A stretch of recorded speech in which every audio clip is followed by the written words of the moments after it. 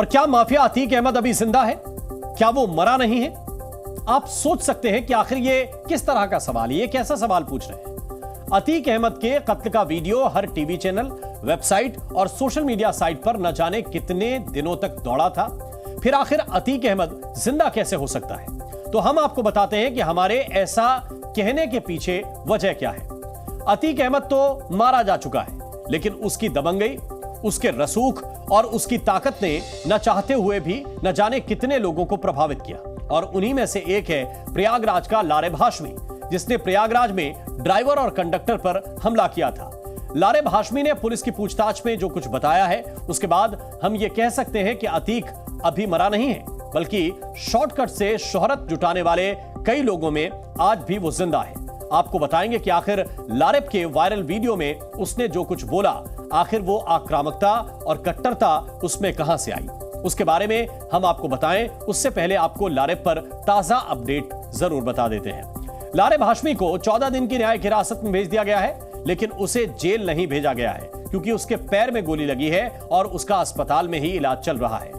हालत ठीक होने के बाद हो सकता है कि उसे पुलिस दोबारा रिमांड पर लेने की कोशिश करे, लेकिन इन सब के बीच एसीपी की अगुवाई में पुलिस ने लारेब के परिवार वालों से पूछताछ की है। दूसरी तरफ आतंकी कनेक्शन को लेकर एटीएस भी एक्शन में आ गई है। एटीएस ने आरोपी के कमरे की तलाशी भी ली, उसकी किताबें खंगाली, उसका लैपटॉप और फोन भी जब्त कर लिया है और उसके दोस्तों से भी पुलिस पूछताछ कर रही है कि आखिर लारेब हाशमी की असलियत क्या है।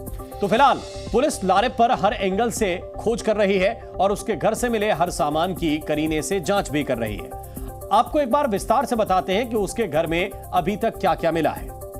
लैपटॉप मिला है, लैपटॉप के अलावा एक चिप बरामद की गई है, कुछ पेन ड्राइव्स भी मिली हैं, 3 डायरी मिली हैं, कुछ किताबें बरामद हुई हैं, 2 मोबाइल फोन मिले हैं और बैंक खातों की कुछ डिटेल भी टीम को मिली है।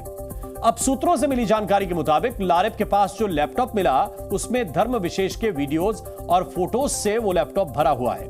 उसके लैपटॉप में मुख्य तौर पर यही 2 चीजें पुलिस ने बरामद की हैं। तो कुछ और चौंकाने वाले खुलासे भी हुए हैं। इनमें 2 बड़े खुलासे उसके लैपटॉप से हुए हैं और उन्हीं के आधार पर लारेब ने पुलिस को जो कुछ बताया, उसके बाद हम ये कह सकते हैं कि अतीक अहमद अभी जिंदा है। कैसे, वो आप समझिए।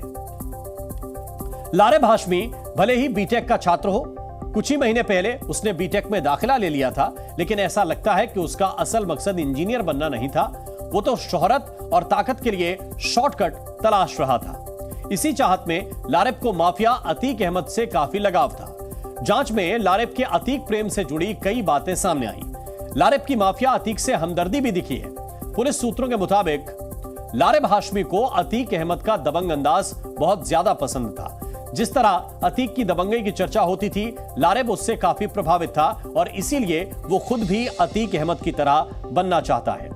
अतीक अहमद ने जिस तरह माफियागिरी में बड़ा नाम बनाया, उसी तरह लारेब भी बनना चाहता है। लारेब की सोच थी कि वो भी लोगों को डरा धमकाकर हथियार के दम पर दहशत फैलाएगा और लोग उससे डरने लग जाएंगे।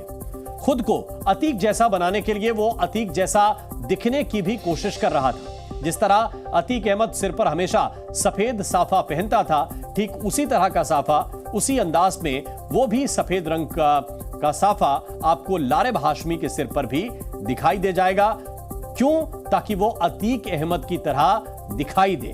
ऐसे में समझा जा सकता है कि लारेब जो कुछ आज दिख रहा है, उसकी ख्वाहिशें और सपने उससे कहीं ज्यादा खतरनाक दिखाई दे रहे हैं और इसीलिए हम ये कह रहे हैं कि अतीक अभी भी जिंदा है।